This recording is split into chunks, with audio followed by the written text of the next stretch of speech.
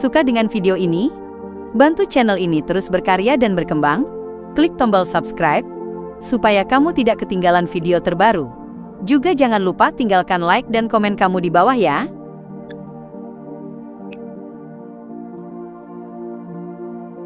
Klein duduk di depan meja bar, dan menghantamkan tinjunya ke atas meja. Satu gelas bir Shotfill. Di belakangnya, beberapa penjaga ragu-ragu apakah harus mendekat untuk memberinya peringatan, atau berpura-pura seolah tidak ada yang terjadi. Bartender itu memberi isyarat dengan matanya kepada para penjaga, sambil mengambil sebuah gelas dan terkekeh. Kenapa tidak mencoba segelas sweet lemon? Bos kami pernah pergi ke Trier untuk mempelajari seni meracik koktail. Dia menguasai banyak resep koktail yang ditinggalkan oleh Kaisar Rosell, dan sweet lemon buatannya adalah yang paling populer di Oravi. Klein tidak tergerak. Ia menjawab dengan tenang. Aku hanya minum bir. Baiklah. Bartender itu tidak terburu-buru mengambil botol bir Shotfill. Ia tersenyum dan berkata, "Tuan, apakah Anda seorang petualang?" Klein mengangguk tanpa menjawab. Tanpa ragu, bartender itu tersenyum dan berkata, "Mungkin Anda sebaiknya bertemu dengan bos kami. Dia sangat ramah kepada petualang baru, dan bersedia mentraktir minuman. Selain itu, akan ada beberapa bantuan yang ditawarkan." Klein datang memang dengan tujuan membeli bahan tambahan seorang marionetis, jadi ia tidak menolak tawaran tersebut. Ia mengeluarkan sebuah koin tembaga, melemparkannya ke udara, lalu menangkapnya dengan mantap. Ia meletakkan koin itu di atas meja bar, sebagai tip untuk berterima kasih atas informasinya, kemudian perlahan berdiri dan mengikuti seorang penjaga menuju lantai 2, memasuki sebuah ruangan di ujung lorong. Ruangan itu dilapisi karpet tebal berwarna coklat kekuningan yang lembut. Tercium samar aroma batu bara berkualitas tinggi yang terbakar, bercampur dengan bau cerutu. Seorang pria parubaya dengan rambut pirang yang disisir rapi ke belakang, sedang bersandar di kursi malas, mengisap cerutunya sambil membaca koran. Di sekelilingnya berdiri 6 pengawal. Meskipun Klein bukan beyonder dari domain spektator, sehingga ia tak mampu menentukan ciri khas atau kekuatan para pengawal itu, dan juga bukan dari jalur misteri prayer maupun monster, ia tetap bisa melihat hal-hal tertentu.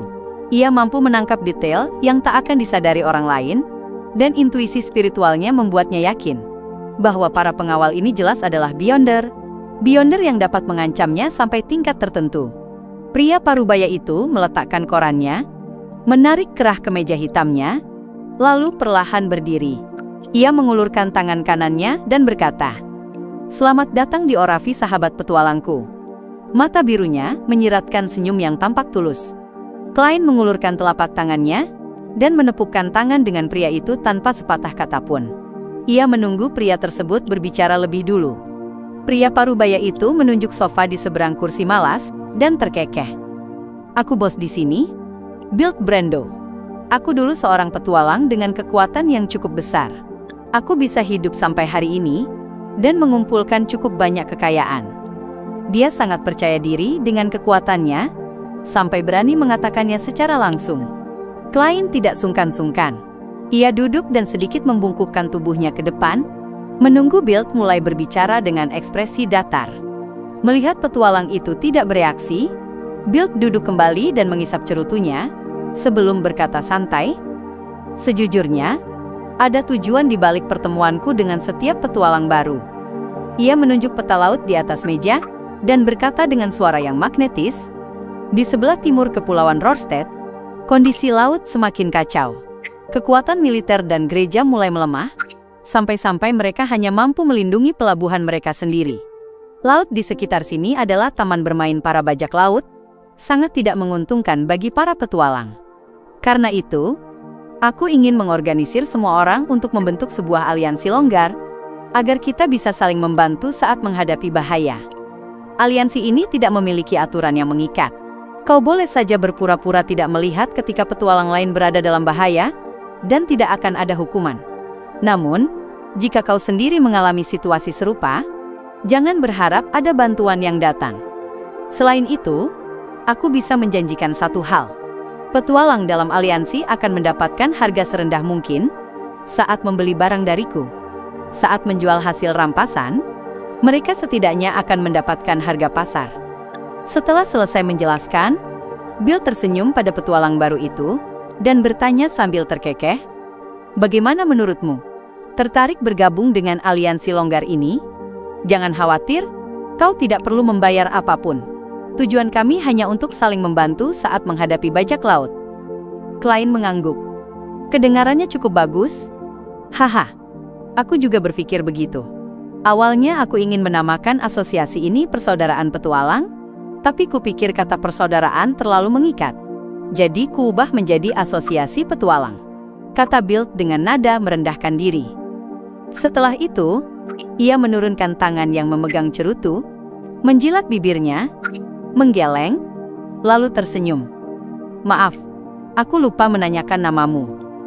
Klein mempertahankan posisinya dan menjawab dengan suara dalam, "Germain Sparrow." "Germain Sparrow." Kelopak mata Bill bergetar, senyumnya langsung membeku. Para penjaga di sekitarnya jelas menegang, seolah menghadapi musuh besar. Bill dengan cepat menenangkan diri. Ia tidak memeriksa apakah ini benar-benar Germain Sparrow atau hanya penipu yang menyamar.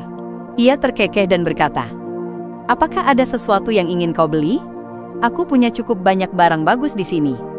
"Air dari mata air Golden Spring Sonia," kata Klein dengan ekspresi tenang. Meski di dalam hatinya, ia tetap waspada.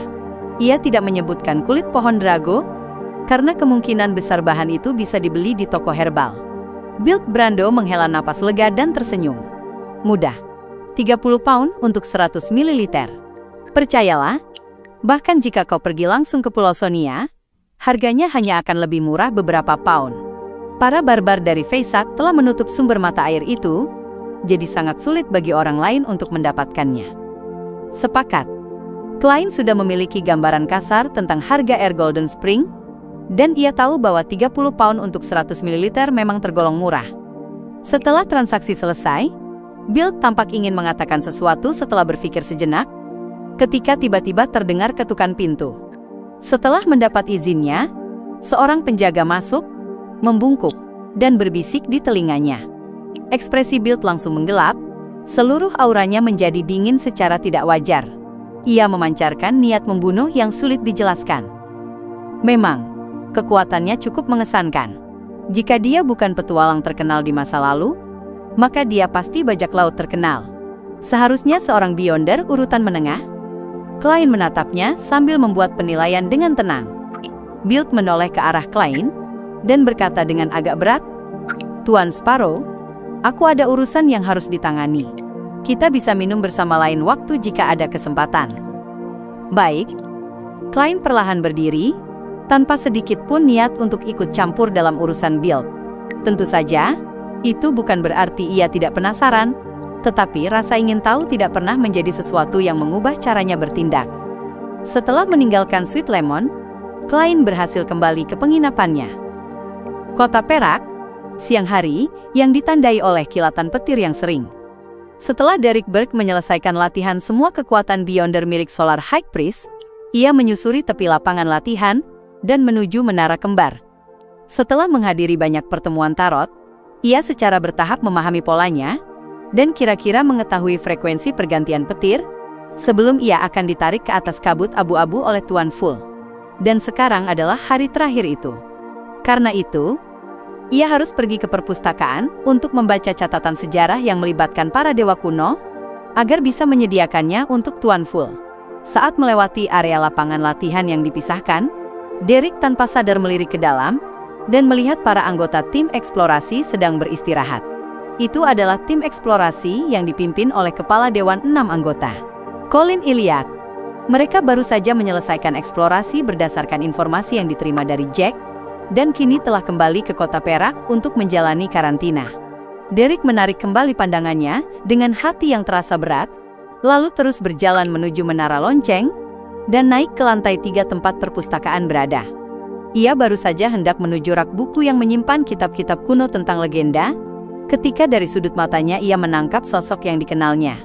Itu adalah seorang wanita berkulit cerah dan cantik, berusia sekitar 30-an. Ia mengenakan jubah hitam panjang, yang disulam dengan pola ungu misterius. Rambut keritingnya yang berwarna perak keabu-abuan tergerai ke bawah. Dia tidak lain adalah tetua Dewan 6 anggota yang telah lama di penjara, Lovia Tiffany.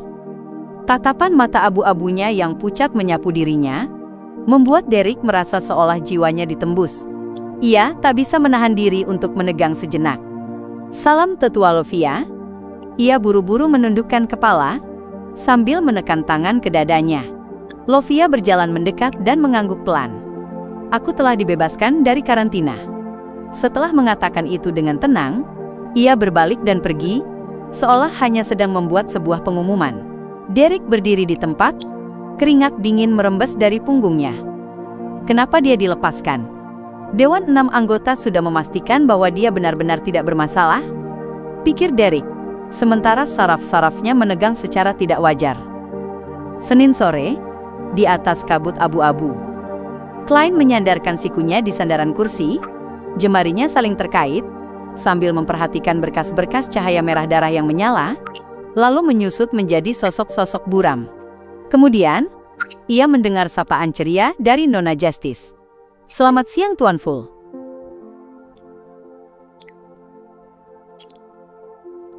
Saat Nona Justice menyampaikan salam, The Hermit Katlia tetap mempertahankan sikap diamnya seperti sebelumnya, mengamati tanpa banyak bereaksi. Ia tidak melibatkan diri dalam urusan apapun, seolah-olah dirinya hanyalah orang luar dalam pertemuan ini.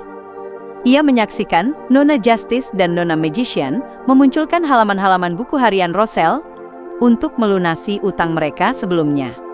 Setelah itu, ia melirik dengan hati-hati ke arah Tuan Full, tanpa berani menatapnya secara langsung. Namun demikian, ia tetap tidak mampu menembus lebih jauh kabut abu-abu khusus itu. Mata ungunya yang gelap hanya bisa melihat pakaian yang jelas-jelas diciptakan melalui kekuatan. Dengan 3 halaman buku harian Roselle di tangan, Klein tidak terburu-buru membacanya seperti sebelumnya. Lagi pula, ia sudah pernah berinteraksi dan menggunakan artefak tersegel tingkat 0, serta mengetahui seperti apa wujud uniqueness dari suatu jalur Beyonder. Ia bahkan pernah mengintimidasi artefak ilahi semacam itu, sehingga ia merasa bahwa apapun isi catatan Kaisar Roselle, tak ada lagi yang bisa terlalu mengejutkannya. Kecuali kalau aku diberi berkah demones oleh seseorang dengan kemampuan unik, lalu untuk sementara berubah menjadi wanita. Klein bercanda dalam hati, sambil menyapu pandangan ke sepanjang meja perunggu dengan penuh minat.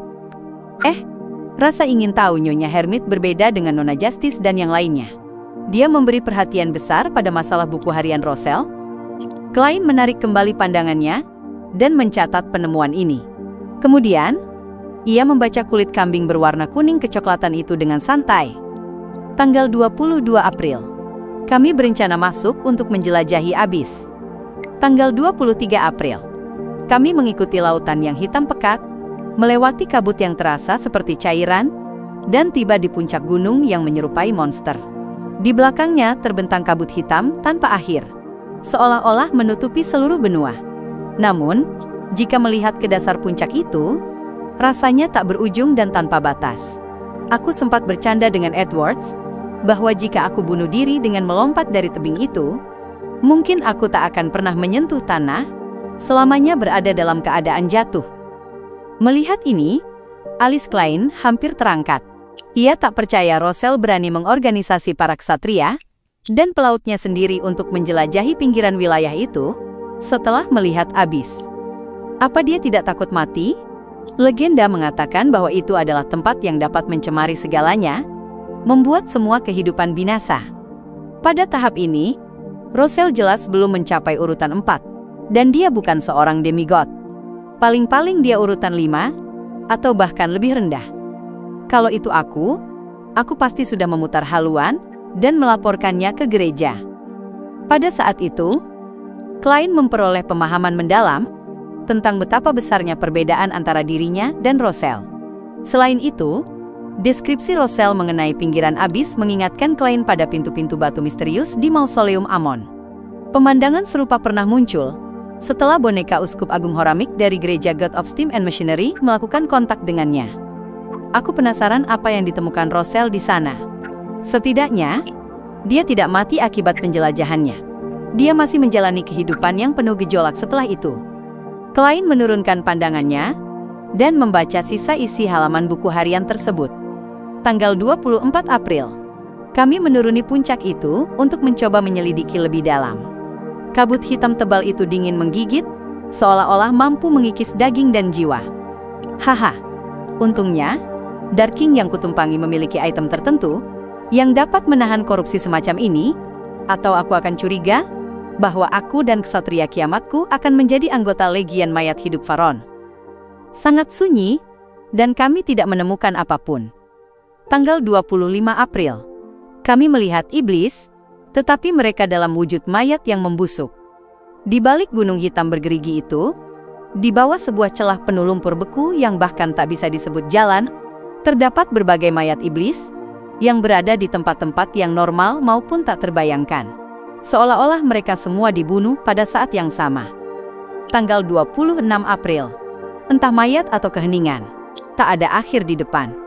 Item-item pada Dark King mulai menunjukkan tanda-tanda korupsi.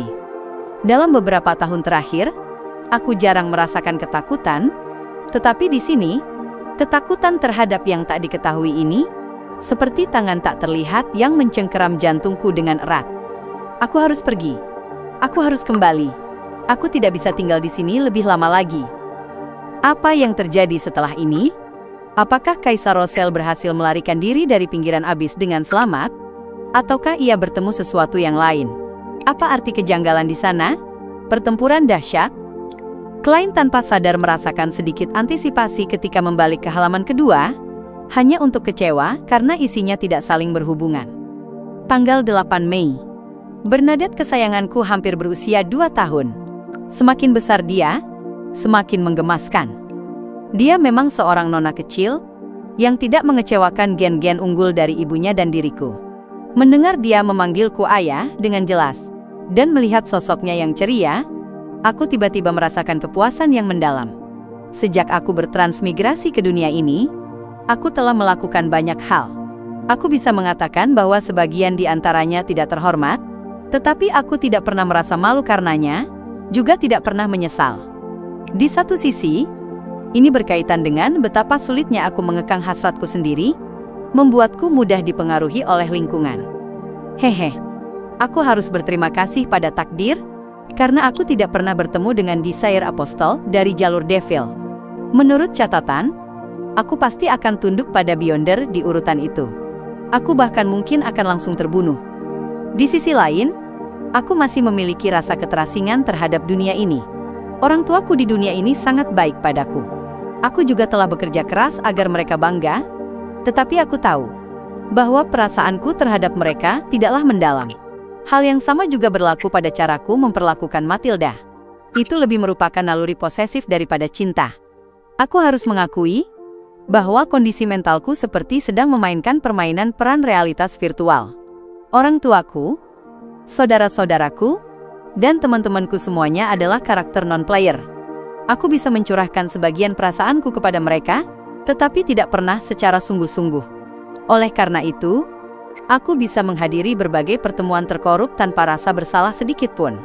Aku bisa menghadapi orang-orang yang kukenal dengan sikap dingin dan kejam. Sama seperti saat aku bermain di Elder Scrolls. Aku bisa membantai satu desa hanya demi seekor ayam. Namun setelah Bernadette lahir, aku menyadari bahwa aku memiliki rasa keterikatan tambahan dengan dunia ini. Aku tidak lagi merasa begitu terasing darinya.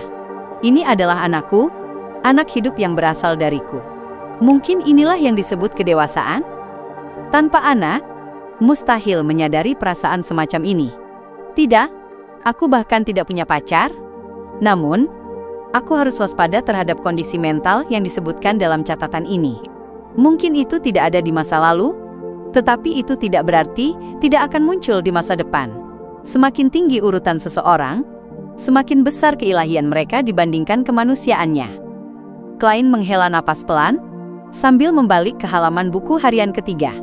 Tanggal 6 Januari, tahun baru, awal yang baru. Setelah naik tingkat menjadi artisan, aku akhirnya memiliki kekuatan untuk melakukan hal itu, yaitu menciptakan kembali piring perak misterius yang ada dalam ingatanku. Ada kemungkinan besar bahwa transmigrasiku adalah hasil dari benda itu. Sebenarnya, setelah aku menjadi Savan, Aku sudah bisa mengingat penampilannya, serta simbol dan pola aneh di permukaannya. Namun diriku di masa lalu dengan jelas bisa merasakan bahwa aku tidak mampu mereplikasi sesuatu seperti itu. Tanggal 9 Januari. Aku akhirnya berhasil setelah kegagalan berulang kali. Sambil memegang piring perak yang dipenuhi simbol dan pola khusus, aku berusaha keras menyuntikkan spiritualitasku untuk mengaktifkannya. Kabut putih keabu-abuan yang tak berujung tampak muncul di depan mataku, tetapi tidak ada yang terjadi. Apakah masalahnya pada material? Atau aku kekurangan prasyarat tertentu? Tanggal 10 Januari. Berdasarkan ingatanku tentang pengalaman transmigrasiku, aku memulihkan kondisi masa laluku, percaya bahwa aku tidak lagi kekurangan apapun. Namun, piring perak misterius itu hanya memperlihatkan kabut abu-abu yang aneh. Itu tidak bisa membantuku melakukan apapun. Jika ini tidak berhasil, lalu bagaimana aku bisa berhasil bertransmigrasi saat itu? Aku sementara menghentikan usahaku, dan aku menghancurkan piring perak yang kuciptakan.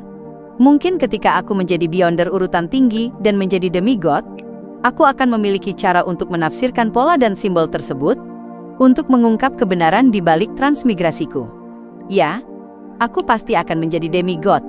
Akulah protagonis dari era ini. Kabut putih keabu-abuan. Sang kaisar melihat kabut putih keabu-abuan tak berujung, setelah mereplikasi piring perak misterius dari bumi.